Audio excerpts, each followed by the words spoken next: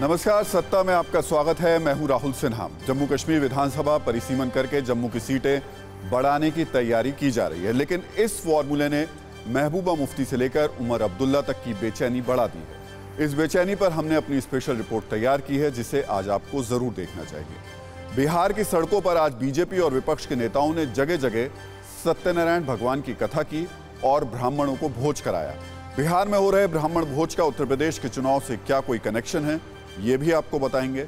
उत्तर प्रदेश के चुनाव में हिंदुत्व संग्राम आपने देखा होगा, लेकिन क्या आपको पता है कि इस संग्राम के बीच श्रीलंका में चीन के राजदूत हिंदूवादी हो गए हैं। सफेद धोती, हाथ में पूजा की थाली और माथे पर तिलक लगाकर चीन के राजदूत की हिंदूवादी छवि भी आपको दिखाएंगे, लेकिन सबसे पहले देखिए सत्ता टॉप 9।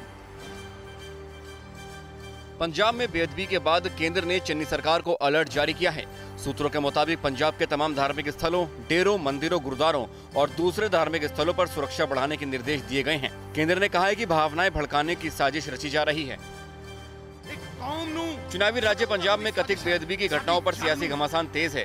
पंजाब कांग्रेस के अध्यक्ष नवजोत सिंह सिद्धू ने मलेरकोटला की रैली में कहा है कि बेअदबी के गुनाहगारों को सरेआम सबके सामने फांसी पर लटका दिया जाना चाहिए। आज जौनपुर में नितिन गडकरी और सीएम योगी ने कई परियोजनाओं का लोकार्पण और शिलान्यास किया। सीएम योगी ने कहा कि पिछली सरकार खजाने पर डाका डालती थी, छोटी सोच के चलते बड़े काम कभी नहीं कर पाई। पिछली सरकारों में योजनाओं का फायदा सिर्फ चहेतों को दिया जाता था। हंगामे के बीच आज लोकसभा में चुनावी सुधार बिल पास हो गया। बड़ी बात यह है कि टीएमसी ने चुनाव सुधार बिल का समर्थन किया। इस बिल में आधार कार्ड से वोटर डेटा लिंक करने का प्रस्ताव है। वही विपक्ष इस बिल को स्टैंडिंग कमेटी के पास भेजने की मांग कर रहा है। आज धर्मशाला में तिब्बती धर्मगुरु दलाई लामा और आरएसएस प्रमुख मोहन भागवत की मुलाकात हुई। दलाई लामा और मोहन भागवत ने कई अहम मुद्दों पर करीब 50 मिनट बातचीत की। मोहन भागवत 5 दिनों के हिमाचल प्रदेश के दौरे पर हैं। प्रदूषण स्तर में सुधार के बाद दिल्ली में शर्तों के साथ कंस्ट्रक्शंस पर लगाई रोक हटा दी गई है। अब ट्रकों को भी दिल्ली में एंट्री की इजाजत मिल गई है। पाबंदियों में ढील देने का यह फैसला commission on air quality management की बैठक में लिया गया। अब दिल्ली में कक्षा 6 से 12 तक के बच्चों के लिए स्कूल भी खोल दिए जाएंगे। उत्तराखंड में कड़ाके की ठंड पड़ रही है, जिसकी वजह से यमुना नदी के उद्गम स्थान में यमुना नदी भी जम गई है। नदी वाले स्थानों पर बर्फ ही बर्फ जमी हुई देखी जा सकती है।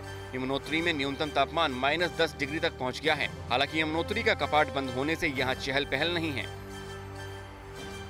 साउथ चाइना सी में एक बार फिर चीन टेंशन बढ़ा सकता है। चीन ने अपने दूसरे विध्वंसक एंटी सबमरीन टाइप 052C को साउथ चाइना सी में उतारा है और इसके जरिए लगातार युद्धाभ्यास कर रहा है। युद्धपोत से चीन विध्वंसक हथियारों से लाइव फायर ड्रिल कर रहा है। चीन ने अपने युद्धक हेलीकॉप्टर WZ-19 के युद्धाभ्यास का वीडियो जारी किया है, जिसमें air to air war drill किया गया है। WZ-19 हेलीकॉप्टर के जरिए फायर किए गए बम को हवा में ही टारगेट पर निशाना लगाकर ध्वस्त किया गया। अड़ी सोमवार से शुक्रवार शाम 6 बजे सिर्फ TV9 भारतवर्ष पर।